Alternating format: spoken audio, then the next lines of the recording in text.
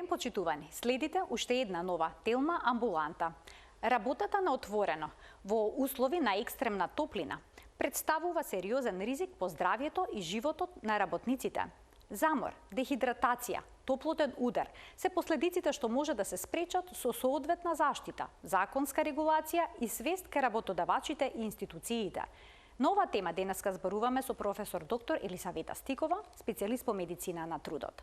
Летото носи уживање, но и скриени опасности. Само неколку секунди невнимание може да завршат трагично кога сме во вода. Колку време е доволно за дете или возрасен да се удави без никој да забележи? Што се случува кога некој нагло влегува во студена вода по долг престој на сонце? Што значи скок на глава во плитка вода? Разговараме со инструкторите за безбедност во вода Кирил Стојменов и Дејан Јонузовски. Останете на Телма и го проследете го денешното издание на Телма амбуланта.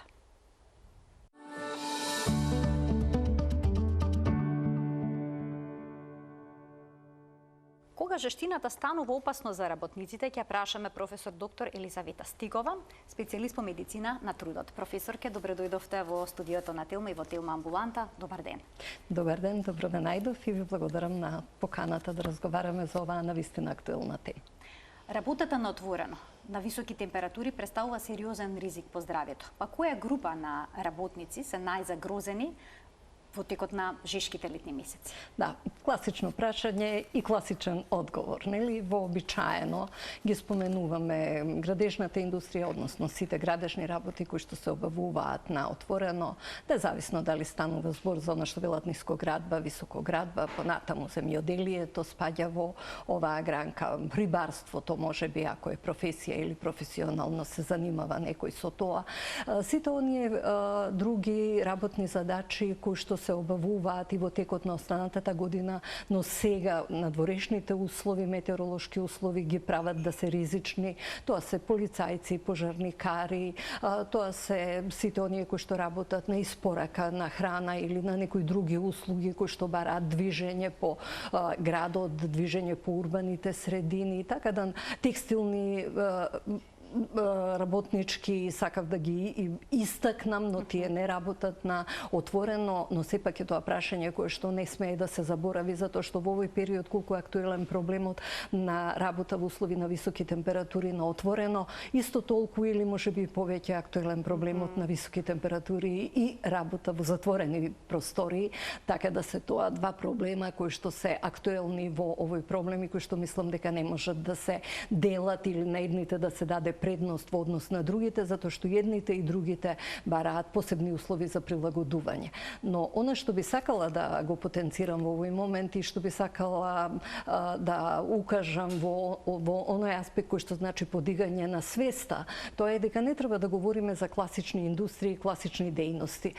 Треба да разговараме за различни работни места и различни работници на одредени работни места во овој период, затоа што како некој ја восприема температурата и дали е таа штетна или не е штетна, зависи од огромен број на фактори кои што може да се анализираат. Не можеме да кажеме температурата е 37-38, па е тоа штетно, затоа што станува збор на генерално 4 надворешни фактори кои што зависат од надворешната средина и 2 внатрешни фактори кои што зависат од самиот човек, кои што во својата комбинација доведуваат дури и на исто работно место за некој работник условите да се штетни, а за некој работник да се толерантни и да може полесно. Нема некоја идеална температура која што може да се препорача за нормално и продуктивно да тече работниот процес, или пак некоја гранична температура која што се смета за проблематична? Меѓутоа постои, апсолутно постои и си постојат стручни алатки, си постојат инструменти со кои што се утврдува таа температура. Но токму тоа ми беше целта да укажам дека станува збор за комбинација на различни фактори од надворешната средина и различни индивидуални карактеристики на работникот. Некој е млад, некој е стар, некој е болен, некој е здрав, некој има висок притисок, некој нема, некој прима лекови додека оди на работа за регулирање на алергија, на висок крвен притисок, на шеќер и така натаму.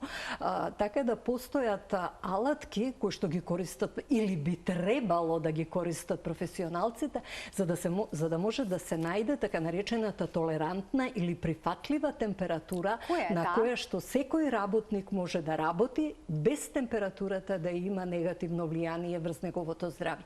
Верувајте ми, не можам да ви кажам која е таа температура, но ако треба да дадам мој одговор на прашањето, ќе ви кажам дека тие температури или тие температурни граници ги имам објавено уште 2018 година. Пред тоа држев еден семинар на иста тема, кога се публикувани тие гранични вредности, едноставно тоа е табела. Па се зима релативна влажност, брзина на струење на воздух, температура, вид на работа која што се обавува, дали е лесна, дали е средно тешка, дали е тешка, дали е многу тешка физичка работа, и сите тие фактори се ставаат на табела и таму каде што ќе се поклопат сите тие координати, се вели за овој работник на ова работно место во овој момент со овие метеоролошки услови е индекс на температура кој што е 32 степени. За друг работник во други услови ќе биде 38. За некое трето работно место во рамки на иста компанија кој што има различни погони или различни локации кои што обавуваат работата, на оваа локација ќе биде една температура, на оваа локација ќе биде друга температура. Така да прашањето е има еден лесен одговор кој што се вика се знае и постои алатка, и еден комплициран одговор кој што значи професионалците знаат како да ја одредат таа температура со користење на стандардни така наречени топлински индекси кои што може да бидат различни. Најчесто во светот и во развиениот свет се користи така наречениот индекс на влажниот глобус термометар.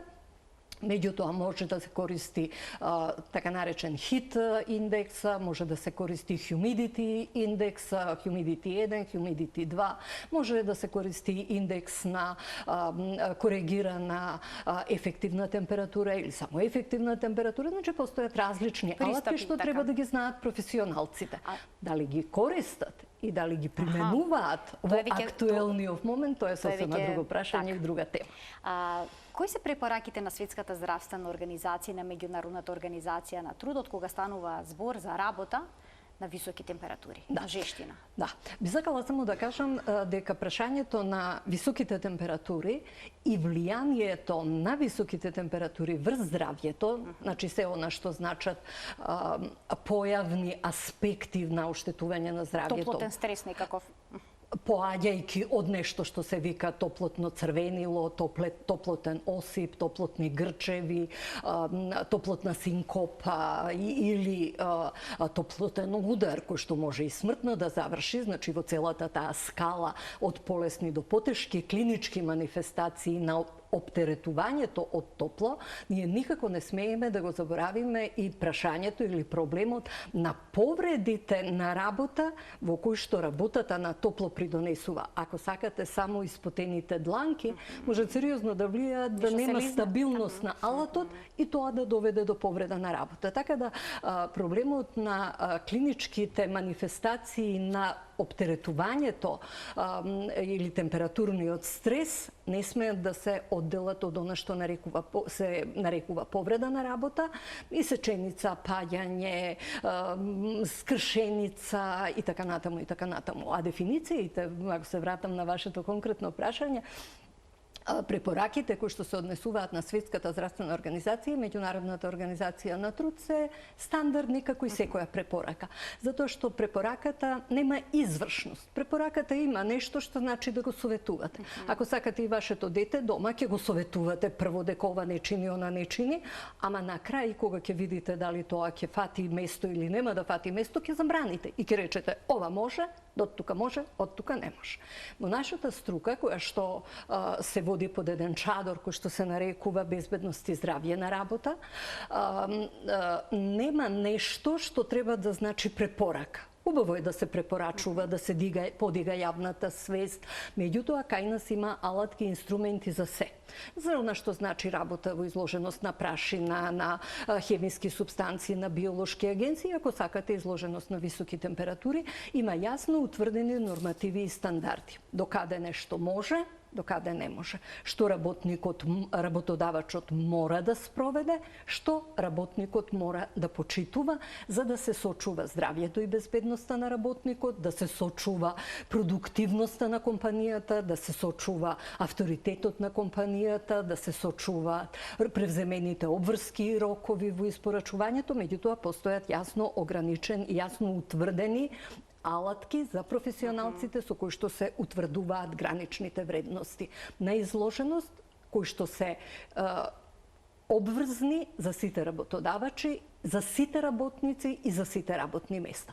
А препораките на Светска здравствена и меѓународна организација се препораки кои што велат треба и се препорачува. Самиот збор кажува, се препорачува да се скрати работното време, да се реорганизира работниот процес, да се примени работа во смени, да се примени работа на далечина, да се прифати работа од дома ако е тоа изводливо и секогаш вели да се направи ако може, да се примени ако може, да се пие поголема количина на вода, меѓутоа таму не кажува колку да се пие, што значи тоа поголема количина на вода. Нон-стоп да пие вода, дозволете некогаш преголемата количина на пиење вода исто така може да биде штетна. А од друга страна, локалните наши услови доведуваат да нашите работници, независно од тоа дали работат надвор или работат натре, го ограничуваат внесот од вода затоа што е тоа врзано со физиолошките потреби за користење на санитарни услови и тоалет, па тие некогаш се недостапни, што значи дека еден наш совет може да преизлезе во контрамерка доколку не се обезбедени сите услови. Затоа постојат професионалците кои што треба се тоа да го следат и тоа да го направат.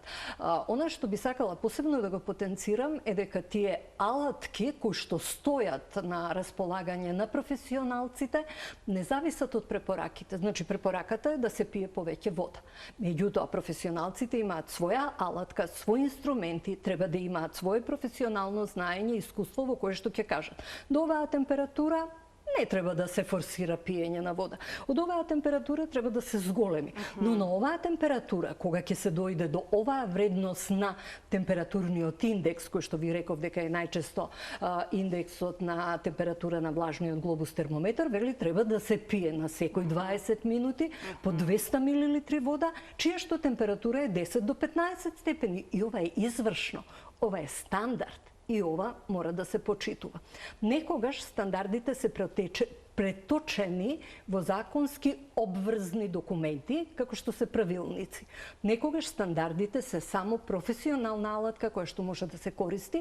Она што е добро е што Република Северна Македонија го има овој стандард. Тоа е меѓународниот стандард ISO 7243, која што нашата земја го има прифатено како национален стандард и ние колку утре можеме да почнеме да го применуваме тој стандард. Зошто јас 10 години верглам, зборувам, се мачам, држам семинари, објавувам книги, учествувам во емисии наспроти моите години, учествувам во вакви емисии во кои што се трудам да ја подигнам јавната свест, зошто тоа не го правиме? Навистина не можам да кажам. Одговор? Молам? Немате одговор на тоа прашање? Немам одговор. Некогаш велам дали може би не знаат, па секој има право да не знае, ама ако не знае мора да научи. Понекогаш велам дека може би не сакаат затоа што е тоа масравна работа и на се згора тоа бара вложувања, затоа што тогаш морам на работодавачот да му кажам мораш да го направиш ова, мораш да обезбедиш ова, мораш на секој саат да го мериш температурниот индекс, мораш според вредностот и тој во текот на 8-часовно работно време, независно дали е до 11, велиме да не се работи до 11 и да не се работи до 5, ама независно од тоа и во време на топлотен бран, како што е сега, нели прогласена црвена зона, владата ја прогласи ги прогласи ефективни мерките од црвената зона од акциониот план за превенција на топлотните бранови и оштетувањата поврзани со топлотни бранови. Некогаш може и надвор од тој црвен бран да дојде до пречекорување на термалните индекси. Некогаш може да се случи и до 11 саат во зависност од комбинацијата на температурата, струењето на воздухот, влажноста, израчењето, да дојде до надминување на овие индекси за кои што јас ви зборувам и е потребно итно и веднаш работодавачот да реагира. Треба да набави работодавачот мерна опрема, која што не е ни скапа, ни комплицирана, ни масравна за употреба, за да може да го регистрира. Мора да има лице за безбедност на работа, кое што ќе ги контролира тие регистрирани вредности и ќе ги менува од час во час. Може да се менуваат мерките, да станува состојбата се полоша или да се подобрува. Така да е тоа еден комплексен процес, може би сакајќи да живееме во комодитетот на нашата професија. Јас сум лице за безбедност и здравје на работа, работодавачот мора да има такво лице. Јас сум се нашла во оваа компанија, мене ми убаво зашто би требало да правам нешто што едноставно никој не ме контролира, никој не ме тера, си го имам комодитетот, си го имам комфорот на своето занимање.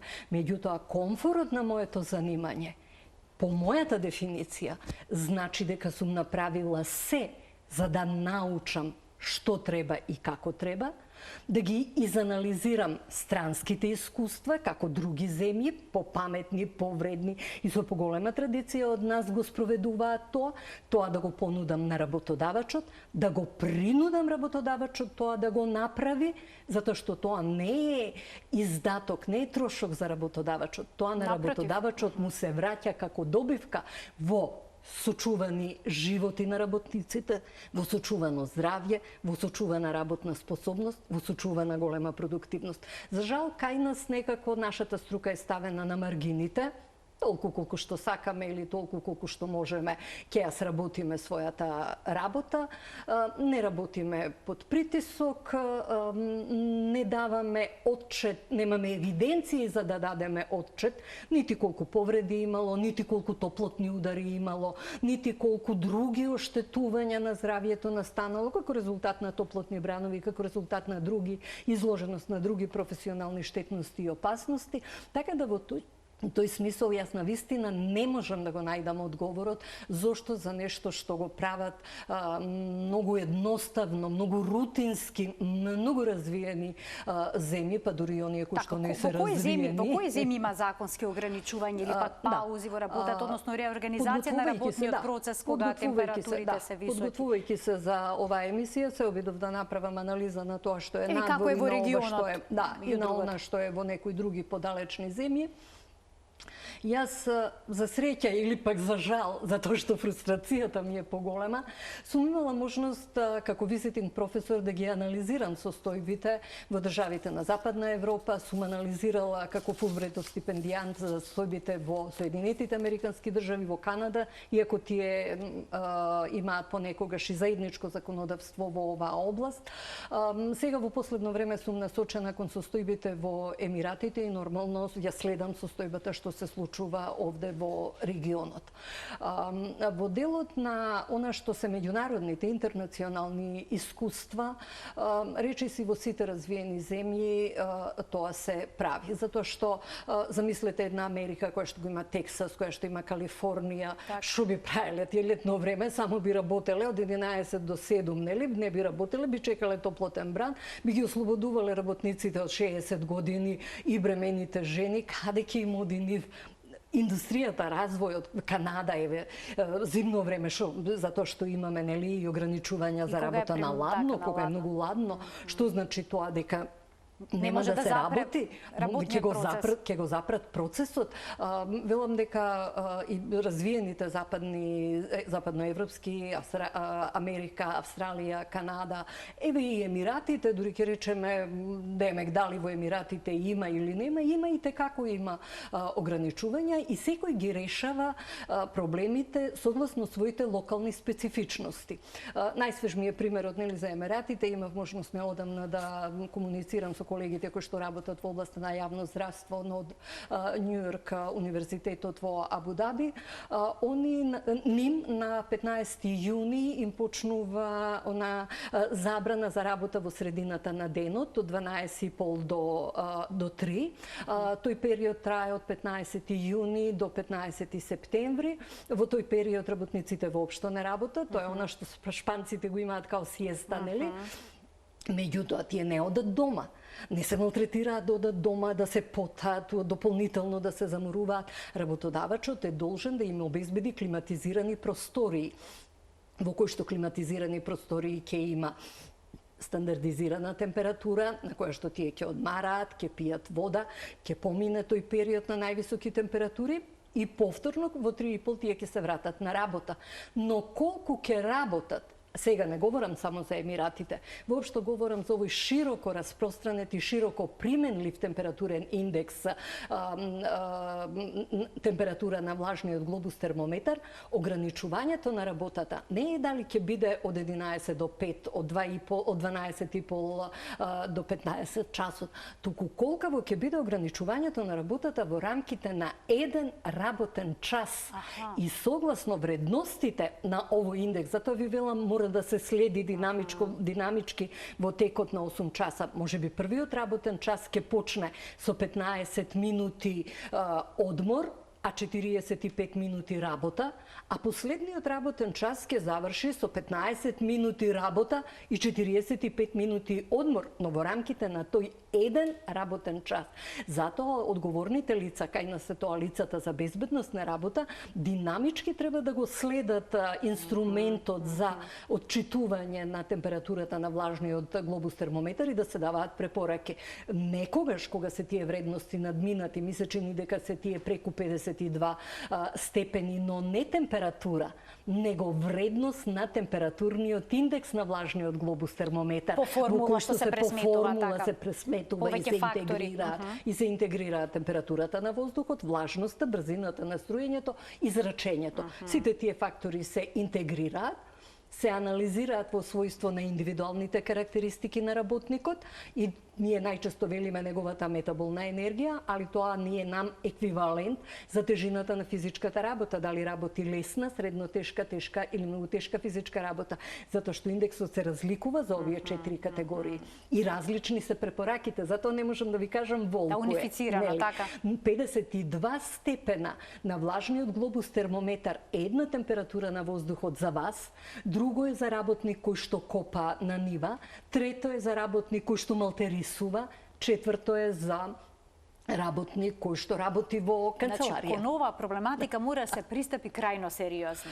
Дефинитивно години и години, 43 години од својот живот професионален, посветив токму на овие проблематики. Овој пат говориме за високите температури, но потполно е ист степенот на несоодветен професионален одговор и кога се хемикалиите во прашање, и кога е работата на височина, и кога се бучавата, вибрации, прашината, ако сакате. За жал имаме многу инсуфициентни професионални односно имаме неприменување на стандардите и неприменување на она што ни е пропишано и она што ни е дадено. Во тој смисол, реков и пред малку, владата ги даде пред 10 дена, ги активираше мерките кои што се за катастрофално високи температури, ги читав препораките кои што се за работниците. Не можам да објаснам зошто, ама таму прво не е споменато ресорното министерство. Од кого очекуваме да превземе, да иницира мерки, ако го нема ресорното министерство? Формирана е комисија на ниво на здравство, го нема ресорниот инспекторат. Самите мерки, во самите мерки имаме формулација која што значи да се разгледа можноста за реорганизација на работниот процес, за зголемување на пиењето на вода, за работа на далечина, да се разгледа можноста за. Што значи тоа за работодавачот? Да, ние разгледавме можноста за. И што тоа што ја разгледавте можноста за? Потребни се конкретни препораки, конкретни? Од стручните лица за безбедност на работа, од стручните специјалисти по медицина на трудно, кои што работат проблематиката на професионално здравје, некои што се занимаваат со професионални белодробни болести, со професионални алергии и не знам си што. Туку оние кои што работат во фабриките, во компаниите, за жал такви имаме се помалку, но тоа дефинитивно мора да го реафирмираме, што мора да оди чекор по чекор. Прво, да се реорганизира образовниот систем. Ние речи се и дека немаме, ние сме единствена земја во регионот кој што немаме инженери за заштита, факултет за едуцирање на инженери за заштита на работа. Ние направивме нешто за безбедност и здравје на работа, некои магистерски студии, некои додипломски студии, ама ова безбедност на работа и инженер за заштита ние порано имавме, сите земји во регионот имаат. Ние само немаме, иначе ви останав должна како е во регионот решена оваа проблематика.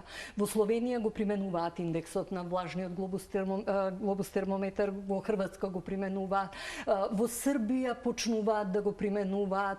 Мислам дека само кај нас не го применуваат, во Босна и во Црна Гора и Албанија. Значи ова мало залче земја овдека дека ние тоа не го применуваме, меѓутоа оние земји кои што сериозно, кои што се членки на Европска унија и кои што тежнеат да одат таму, тие ги применуваат овие мерки со сета професионална сериозност и одговорност, затоа што тоа значи спасен човечки живот, тоа значи унапредување на индустријата, на стопанството. Секоја несоодветно спроведена мерка, ова е можеби порака до политичарите, до сега се обраќав до професионалците, до оние кои што ја водат нашата земја, секоја несоодветно спроведена мерка за заштита на работа, неспроведена мерка за безбедност и здравје на работата, ја чини земјата 4 до 6% од бруто домашниот производ. Па сега да видиме колку нас овој доста флексибилен пристап кон безбедноста и здравјето не чини. Тоа се пари кои што ја не можам да ги прочитам со многу нули, се тие средства кои што државата ги губи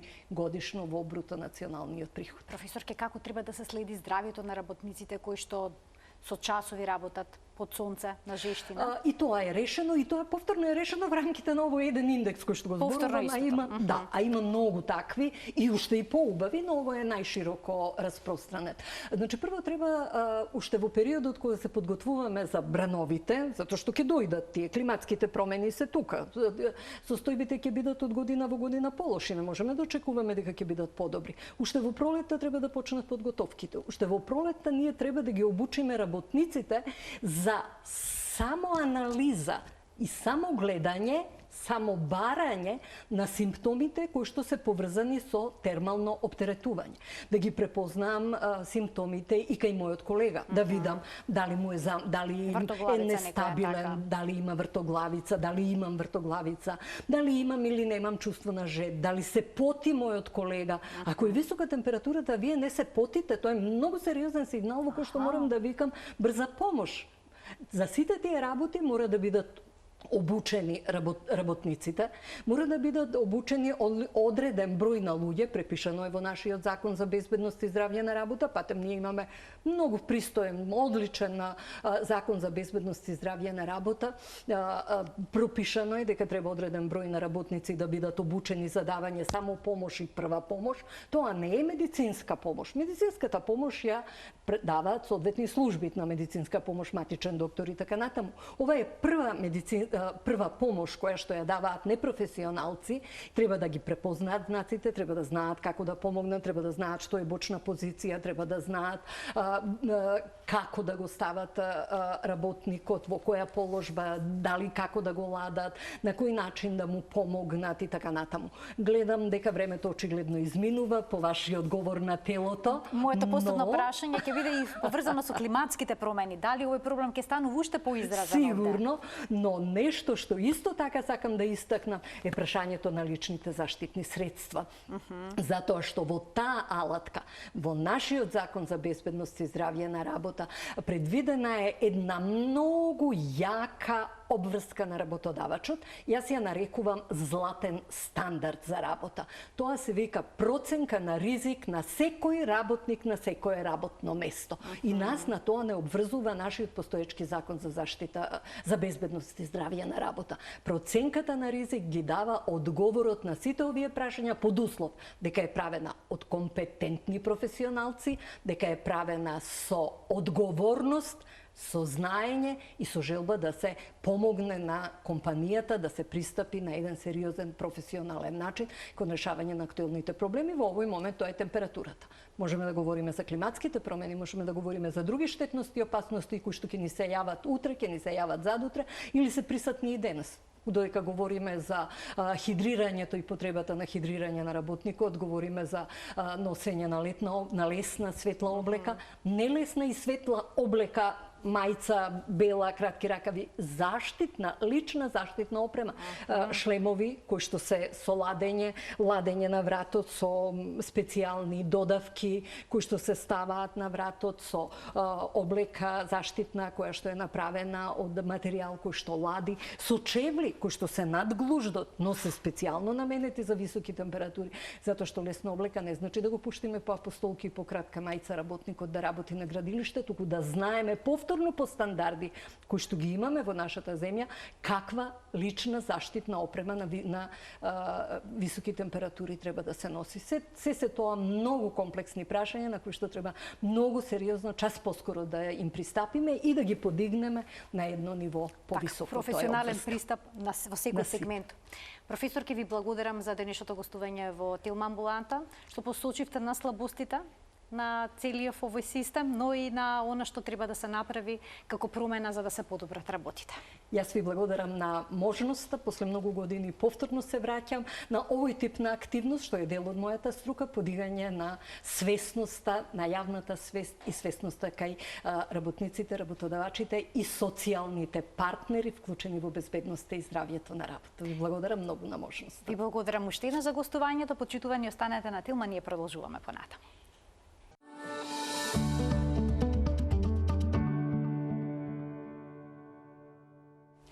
За летните ризици во вода, во денешната Телма амбуланта зборуваме со Кирил Стојменов, меѓународен инструктор за безбедност на вода, и Дејан Јонузовски, национален инструктор за безбедност на вода од Црвениот крст. Добре ни дојдовте во студиото на Телма. Добро најдовме. Денеска ќе прозборуваме за нешто што е можно актуелно, нели почнати се летните одмори, капењето, и ќе ги апострофирам децата, започуваме од овде. Дали е точно дека децата може да завршат со глава под вода, додека пливаат со гума? Колкава е опасноста од нешто такво? Вака, децата, значи, секој пат представуваат опасност, дали се со некој пливачки објект или без него. Вртењето на мало дете, кое што се уште не знае нели добро да плива, е многу лесно. Значи да се преврти? Да се преврти. Само тоа, бидејќи никој не му кажал како да излезе во случај да падне, значи опасноста од давање е многу голема. И тука исто може да настане не само да се преврти детето, него да пукне и таа гума, а тоа е многу лесна пластика која што тоа дете во таа паника лесно ќе потоне и повторно може да настане несакана последица. Што е побезбедно, гума или пак оние мускули надување што се стават на рачињата? Тоа е сложено прашање. Сосема нормално е секој родител да сака детето да го стави во вода од најмали нозе, така да кажеме, и ги користат тие гумички, мускули за душеци. Меѓутоа, ние инструкторите секојаш советуваме да не се користат тие елементи за помошни елементи за пливање, бидејќи така нема да научи детето да плива. Сосема сигурно дека нема да научи да плива. Се има посебен курс за пливање, но тоа е некоја друга емисија, нели така? Им препорачуваме да не ги оставаат децата сами. Без обид дали имаат гумичка или мускули или некој друг пловен објект до нив, секогаш да бидат покрај нив. Да бидат покрај нив. А не да ги гледаат од страна. Нормално. Дека за секунда, како што каже инструкторот, за секунд може да настане превртување и да го изгубиме детето под вода. Колку време е доволно за дете или пак возрасен човек да се удави без никој да забележи? Се зависи од причината. Значи, последниот курс што ни беше, пробавме некое наше интерно мерење, што значи да се остане без здив. Меревме, значи симулација која што најслабиот капацитет што имаше на градниот кош му беше 35 секунди. Додека по спортистите што некој спорт го вежбаат над минута. Но тоа станува збор кога еднаш ќе го земеме здивот и треба да го испуштиме. И е контролирано. И е контролирано. Додека во водата, значи имате горе-доле легување, испуштање, значи не станува збор дека вие ќе потонете веднаш. Вие се борите за живот, значи вие се борите што е можно повеќе да останете над вода и почесто да земете воздух, тоест да излезете од таа ситуација. Несаканата последица ако имате удар добиено во глава, срцев удар, мозочен удар, значи нешто кое што ќе ви ја изгуби свеста и вие тогаш ќе настрадате. А додека сте свесни, малку потешко е тоа давење. Затоа што сепак вие кој ќе сакате да останете надвор над вода, ќе почнете да викате. Некој ќе ве слушне. Тука се спасителите, значи ако сте на плажа која што има обезбедени спасители, значи тие се спремни за да дојдат за најкраток можен, по најкраток можен пат, за најкратко време и да ви помогнат. Дали ќе ви подадат спасително средство, дали ако веќе сте во животно загрозувачка состојба, ќе дојдат, ќе ви помогнат да ве прифатат и да ве изнесат надвор на обалата каде што, не дај Боже, ако треба да ви се даде прва реанимативна помош, значи тука станува веќе збор за премногу вода, изгубена свест, престанато срцева стимулација, значи тука веќе треба да се пристапи кон сосема нешто друго. Така да кажеме, нема временска рамка колку би траело едно давење. Нели така? Но може да настане прилично брзо. Прилично брзо, за неколку секунди да го изгубиме човекот од површината на водата и давењето е почнато. Сега се друго зависи од многу други околности, колку време ќе биде потребно тој да биде изнесен на површината, да се насуво, па да му се даде реанимација. Тоа не може да кажеме дали ќе трае минута, 2, 3, но во секој случај ако поредат тие критични 3-4 минути, веќе е многу тешко да се врати давеникот во живот. Може ли да дојде до давење во плитка вода? Па може секако, Вие може да се удавите и од чаша вода. Да, може. Кога ја пиете водата, значи да се загрцнете, вие всушност имате давење на суво.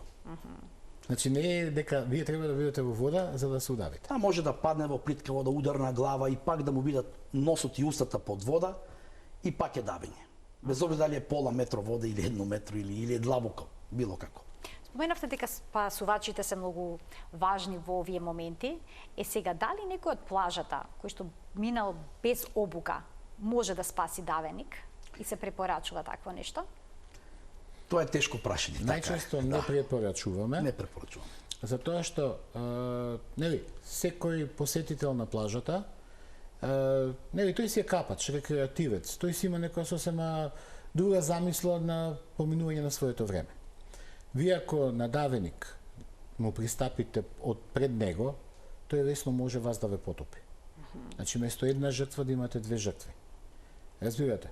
Ние затоа ги обучуваме спасителите никој пат да не пристапат директно во лице, значи секој пат одат позади давеникот за да тој изгуби контролата на таа ситуацијата кога тој се дави и спасителот е многу лесно потоа да го извади давеникот со специјален зафат или со специјално средство, го смирува по пат, значи ако веќе нели тој е жив, но е паничен, може да биде агресивен капач, значи велат нели давеникот се фаќа за сламка. Така. Ако ќе дое спасителот е поголема сламка, нели? И тој му представува него еден ослон за нова борба за живот. Во секој случај тоа е еден апел, еве до капачите кои се на плажите, ако случајно забележат давеник, да не пристапуваат директно кон давеникот. Барем е дур тој е активен. Да земат некое прирачно средство со нив ако веќе решат да помогнат, нели така? Ако нема спасител. Така, ако нема спасител, нели? Збориме за капачите, тоа беше и прашањето, нели така? Дали некоја гума од некое дете, душек, било што ќе му помогне многу повеќе отколку да тргне со голи раце да се впушти во борба, така да кажеме, со давеникот. Затоа што ако е активен давеник, тој што и да му подадеме ќе се фати за него. Нели така? И сме ја завршиле цела работа. Лесно ќе го извлечеме до брегот и готово. Меѓутоа, ако е пасивен веќе, ако прошло малце поише време од давењето, тој веќе може да биде и потонат со лице звртено надоле, под вода. Ако веќе го изнесеме него, битно е да држиме барем носот и уста да му бидат над водата, да не аспирира дополнително вода во дишните патишта, така да кажеме, и пак да се потрудиме што побрзо да го изнесеме на брегот. Ќе се најде некој од плажата сигурно, дали медицинско лице некој или било како, ако веќе нема спасител, збориме, нели така. Да припомогне тука прва помош, еве читаме секој ден доктори некои спасиле дете, човек некој спасиле, се нашле на плажа. Така да тоа е само апел да не тргаат, да не се впуштаат во борба со давеникот. Тој беше зборот да еве некое прирачно средство ако веќе нема спасител, дека сигурно ќе нема вакви специјални средства кај нив, да можат да припомогнат на давеникот. Така. Ако е активен, нели така збориме, тоа кога активно се дави, се гледа тоа нормално, Така. нели така. А зошто не се препорачува скок во вода на глава доколку не ни е познат теренот? Нормално. Што значи во плитка вода да се скокне на глава? Тоа, да. Значи, имате неколку типови на повреди кои што може да ви се случат. Од удар директно главата во камен, повреда на вратот, повреда на грбетниот столб. Значи, веќе тука настануваат ситуации каде што вие не можете да му помогнете туку така лесно на тој давеник или на тој што скокнал во таа вода. Со таа повреда на грбетниот столб, ако вие не знаете како потоа да му помогнете, вие само ќе му ја влошите целата ситуација.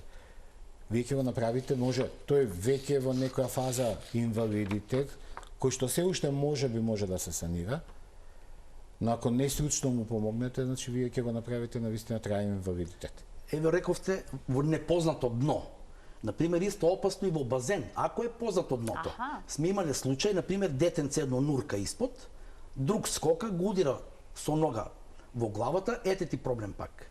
Губи свест детето и едва и го спасија, така. Јас сум имал искуство такво. Значи, дури во базен не се скока, кај што не е обележено за скокање, ако може така да кажем. Видики, некој може доле да си нурка, го скока друг, може да го повреди. Иако е познато дното, така да кажеме. Така, значи ризици се присутни Секако секаде, се ризичи секогаш треба да се скоковите, внимава. апсолутно. А што е со капењето во морска вода или пак во река, дури кога се мирни, може ли струите да не повлечат? Дури ако сме добри пливачи? Да. Тоа во секој Во случај. секој случај, така. Затоа што вие гледате мирната површина. Значи може тоа да биде стакло што го велиме ние, но под него не знаеме што се случува. Кај една движење на фотографија тука имаме со опасните струи. Така е. Да, значи имате тука е во објаснувањето е горната слика е кога се нормални нели струите на песочна плажа. Тие поминуваат и го носат пливачот према отворено море. Но тоа на морски брег, нели да Аха, разчистиме. тоа на морски брег, нели, добро. да разчистиме, Езерскиот да. брег, значи во Е сосема езеро друго. Охрид, Преспа и Струга го немаат овој тип на струи. На струење, така. Да. Бидејќи тука гледате има многу подводни карпи на долниот дел од сликата, каде што веќе повредата може да биде многу поголема. И тие струи се многу јаки. И ние дури што сме искусните пливачи и инструктори, значи и да влеземе во таква некоја струја, ние гледаме Да се пресече, треба, нели, движењето, така, да се како пресече. може да се Да. пресече, кај да се излезе на мирно, Да. а потоа да видиме начин како да се исплива. Што случајот беше пред некоја година во Грција, каде што таква јака струја Ги одвлече. ги одлече Пливачите и не ги најдува воопшто. Се сеќавате на Така, тој да. случај, да. Едниот го плажата- најдоа со топката, некаде Во Посиди, ако не се во лажам. Посиди, Така беше, да. да. Баш На од тие неколку- струи што не се гледаат од со голо око, што се вика од надвор. А што е со оние бранови, големи бранови? Дали треба да се влезе во вода која што е брановита? Видете сега, Светската федерација за безбедност на вода, кај што ние членуваме, има истакнато едни правила на користење на плажите со знамиња, нели така? И тие се направени сега како семафорите, нели така? Црвено знаме, забрането капење, ако може така да кажем, нели? Жолто знаме, како на семафорот, капењето е дозволено, но да биде, да кажеме, предпазливо, да не се користат овие пловни објекти, топки, душеци, гуми и така натаму. И ако е веќе зелено, слободно капење, така да кажеме, токму кога се тие големи бранови, тогаш е истакнато тоа црвено знаме и сите знаеме зошто.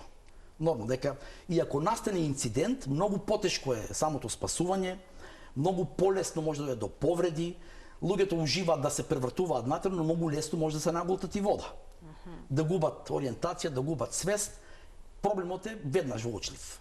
За секунд. Да, не знаат кај е горе, кај е Кај доле. доле, тоа е многу непријатно кога во вода ќе се превртите, не знам, може да сте имале прилика. И тогаш е многу непријатна ситуација да буквално не знаете пливате, а не знаете на кај пливате. Кога ќе се изгуби тој тоа се вика ориентација. лабиринтна криза, нели така еве стручно да кажем, по наш јазик. Значи да се следат оние знамиња кои што се Апсолутно. поставени Да, на на плажата. претходната слика значи има и црвено-жолто Така. знаме, Така, може најдоле тоа, што да. ви е. Ајде сега ќе ја најдам. Да, Добро. еве, на маса ви е.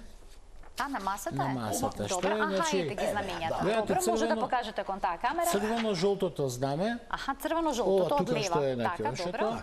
Значи тоа представува зона каде што имате секаков спасител на тоа место. Значи таа плажа ви е обезбедена. Годинава тоа го правиме во Охрид, значи веќе се направија сите знамиња за секој спасителен пункт. Има доволно спасители на нашите плажи? За жал не. Мора да признаеме. Тоа да го ставиме за друг пат. Друга тема ќе биде Друга тоа. тема, така. Подолго ќе ни треба Долга време тема. за тоа. Продолжуваме тогаш. Болна тема. Тоа е Тогаш продолжуваме на она што е предвидено како концепт за денеска, што е со душеците кои што сакаме да ги користиме во езерска или пак морска вода. Дали можеме да се оддалечиме многу од брегот со нив? Не препорачуваме. Не препорачувате? Никако, не. Бидејќи секој и најмал Тоа е еден вет- од начините за уживање на Така плаж. е, но да се биде многу близу до брегот. Ја тоа препорачувам. Инаку многу лесно може се случи да заспиме нели на душекот и кога ќе се свестиме да бидеме неколку километри оддалечина од брегот и тогаш настанува голем проблем. Е, што да се преземе Се тогаш? сеќавате дека едно девојче го најдоа пред неколку години Така, на душек. Да, на тие големите како Лебеди. едни, неколку километри изгубено детето Така, во среќа што Грција било беше тоа. присебно, па се држело цело време за тој пловечки објект, инаку тоа е, знаете, ќе почне ветерот да дува и детето да ја фати топката, по ушемалце, таа цело време му бега. И дур да свати кај се оддалечило, може тоа 100 метри да отиде. Значи, многу е опасно да се користат тие пловни објекти, поготово кога е немирно морето или кога има ветар. Затоа препорачуваме да не се користат такви средства и уште полошо ги гледаме некаш ќе влезат во кајче, дечиња 10-15, ниедно нема спасително елече. Елече. Нема поголема опасност од тоа. Деме тука се родителите, голема работа, ние ќе ги фатиме. Како ќе ги фатите? Нема шанса, тоа ако се преврти кајчето, сите мора да имаат спасителни лечиња, до еден. Дека може во случај да паднат, весло да го удри, било како вака, елекот ќе го држи на површината. Ама ние сме сведоци дека тоа многу малку. Не се Па практикува. не, ќе дојде Затоа треба свесноста да се крива. Еве, токму со вакви емисии да апелираме тоа да е се тоа. мисли на секој Така, момент. така За е. секунда се случуваат За секунда. несреќи. Поготово во вода. Сакате нешто да додадете? Повелете. значи тоа се случува, нели ќе дојде едно другарче со уште една и 20 ќе изземат педалинка, али во вода ги чекаат уште 5-6. Аха, да. Значи тие две ќе имате лечиња на себе и се обезбедени. Додека другите нели се небезбедни И лажна сигурност е педалинката, нели добиваат. така? И нели најчесто прво го фрлаат тој што не знае да плива. И тука веќе почнува целиот проблем. И ако нема спасител на плажата кој што со свирче реагира, ќе реагира, да ги предупреди дека се многу деца, да се вратат назад.